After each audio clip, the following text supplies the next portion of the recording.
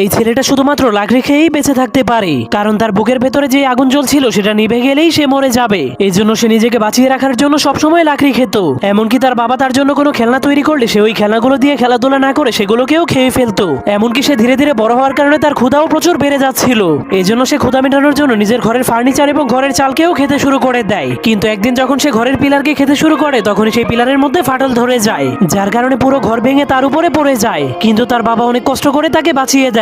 তখন তার বাবার এত কষ্ট দেখে ছেলেটার মনটা অনেক খারাপ হয়ে যায়। এই জন্য সে কসম করে আর কখনোই সে লাকড়ি খাবে না। এরপরের দিন তার বাবা ঘুম থেকে উঠে তার ছেলেটাকে কোথাও খুঁজে পাচ্ছিল না। এজন্য সে তার ছেলের পায়ের ছাপকে ফলো করে করে অনেক উঁচু একটা পাহাড়ের উপরে চলে যায়। তখন সে তার ছেলেকে একা দাঁড়িয়ে থাকতে দেখে জলদি করে তার কাছে চলে যায়। কিন্তু সে দেখতে পায় লাকড়ি না খাওয়ার কারণে তার ছেলের বুকের আগুনটা নিভে গিয়েছে। এজন্য সে আগুন জ্বালানোর জন্য সেখানে ফু দিতে শুরু করে দেয়, কিন্তু তবুও কোনো লাভ হয় না। এজন্য তার বাবা অনেক মন খারাপ করে তাকে মাটিতে শুইয়ে দেয়। এরপর তার হাতে তার তৈরি করে একটা খেলনা দিয়ে দেয়। কিন্তু তখনই সেই ঘুরন্ত খেলনাটাকে দেখার পর তার মাথায় একটা আইডিয়া আসে। এজন্য সে বুদ্ধি খাটিয়ে ছেলেটার বুকের মধ্যে হাওয়া দিয়ে চলতে পারে এমন একটা মেকানিক্যাল হার্ট লাগিয়ে দেয়, যার ফলে সেই ছেলেটা আবারও জীবিত হয়ে গেলে তার বাবা অনেক খুশি হয়ে যায়।